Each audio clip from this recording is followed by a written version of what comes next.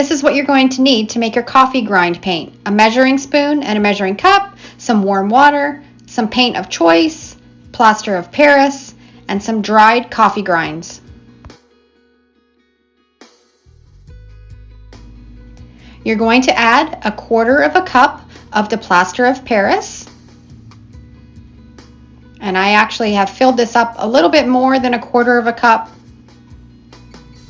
So I might need to add a little bit more water, but the recipe calls for 1/4 cup and 2 tablespoons of warm water. I'm going to mix this all together. And I do need to add a little bit more water because I overfilled my 1/4 cup a little bit. So I'm just going to put in another tablespoon of water because you want a nice creamy consistency.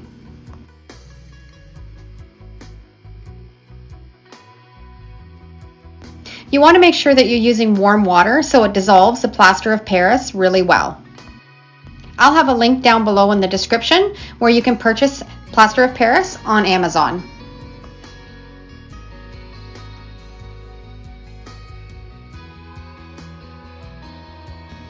And this is what your plaster of Paris mixture should look like, nice and creamy.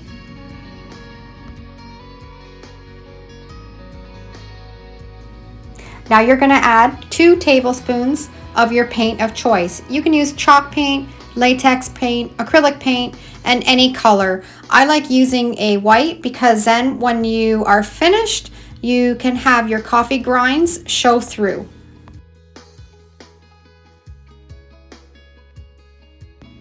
Incorporate the paint really well into the plaster of Paris mixture.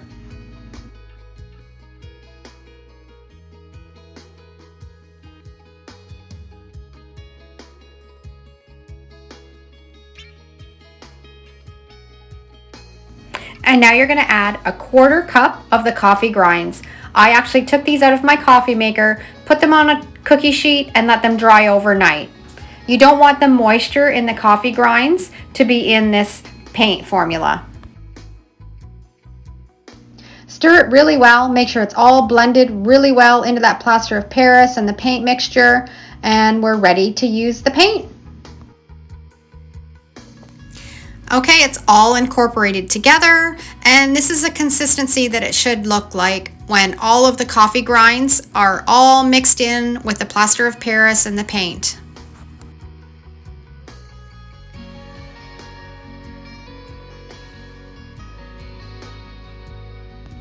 And this is the vase that's going to get the makeover. I picked it up at the thrift store for a couple bucks, and it needed to be freshened up. So this coffee grind paint is going to be perfect for it. And we're ready to get painting. And you can use this paint on any project, on wood, on glass, on ceramics. Just use your imagination and give it a try.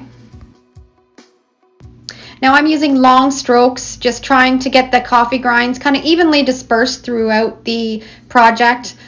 Later on the next coat, you can kind of pat it on, but this first coat, you just want to liberally paint the whole vase. And you can already tell how fabulous this texture is going to be. And if you guys have never used one of these Worcester paintbrushes, they are amazing for craft projects.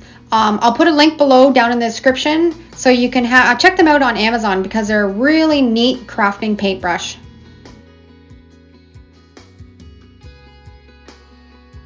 And I got the first coat completely done, and it looks really great. I love the texture of it, and now we're just going to let it dry completely before we put on the second coat.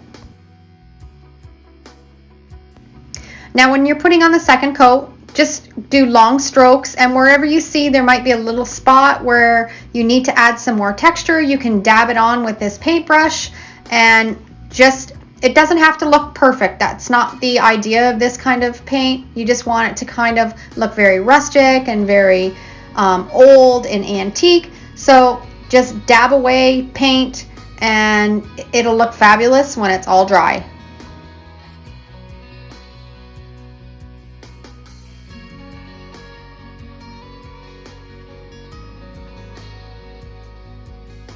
And to finish off this second coat, I'm just going to take my side of my paintbrush and just kind of dab all over the whole vase just to give it a little bit more texture. And if you see any spots that need a little bit extra paint or a little bit extra of the coffee grinds, just dab it on. At the end of the video, I'll have the recipe so you can take a screenshot of it, and I'll also have a link down in the description.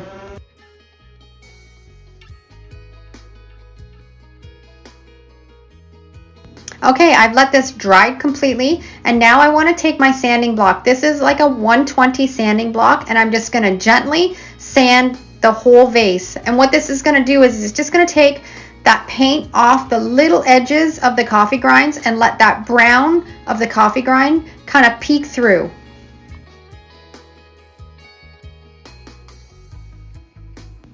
And I have it all sanded down. And it looks wonderful. I love the way the little bit of the coffee grind kind of shows through that brown, and it makes it look really antique.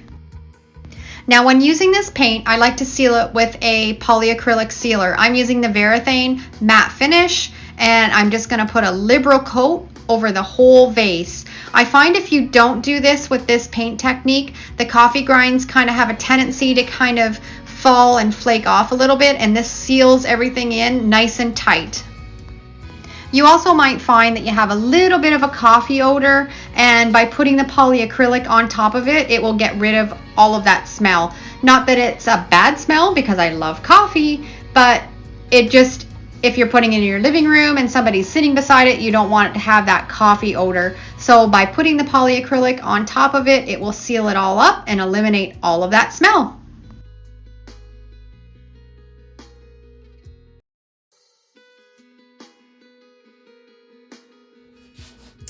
And here's the finished vase.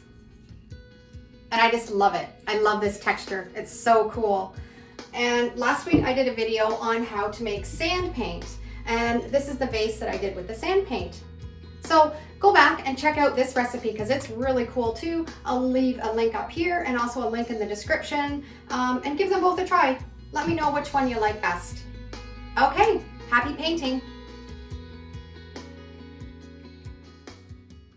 Thanks so much for watching today's video, and if you have any questions or comments, leave them down below. I love to read them. I'll be sharing so many more DIY, thrifting, repurposing videos, so if you aren't already following along, make sure to hit that subscribe button and the notification bell, and that will let you know when I upload my next video. See you real soon. Take care and have a great day.